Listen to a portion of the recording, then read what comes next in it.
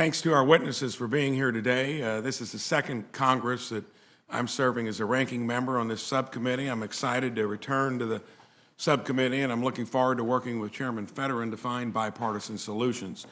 We're meeting today as part of the committee's consideration of the 2023 Farm Bill. The bill will cost us more than it ever has in history, and I want to make sure that if we're spending more, we do it efficiently.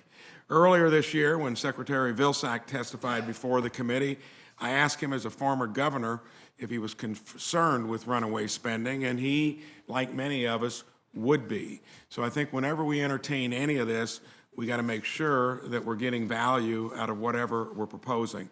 I ran a logistics and distribution business for 37 years and did it sustainably by keeping overhead low, being very aggressive and finding new ways of doing things, and was able to pay the bills and grow the company sustainably. I'd like to see some parallels here in terms of how we do things in our own federal government.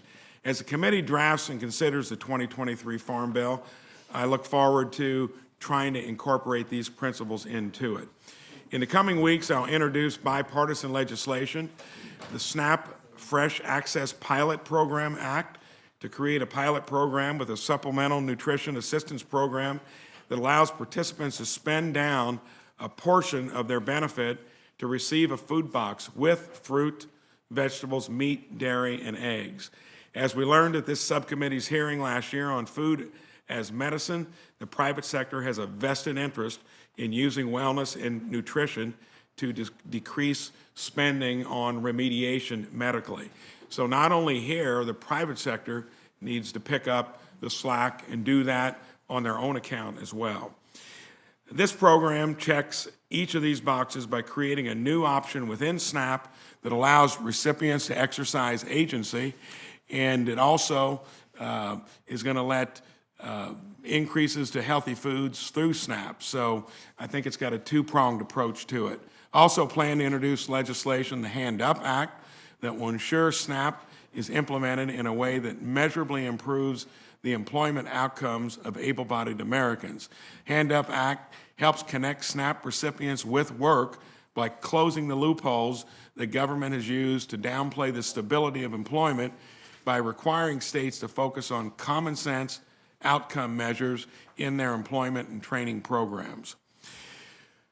Able-bodied adults without dependents are required to work, by law, to work, volunteer, or participate in a work program for at least 80 hours per month to keep their SNAP benefits.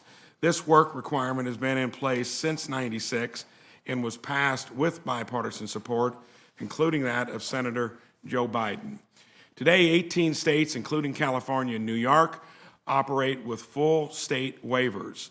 And in fact, half of SNAP's ABA-WDs live in waived areas, many of which actually have low unemployment and ample job listings. I think this is an opportunity to find more employment and help feed those better that need it.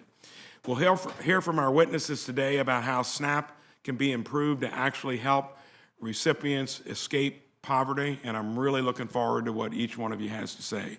Thank you, Mr. Chairman.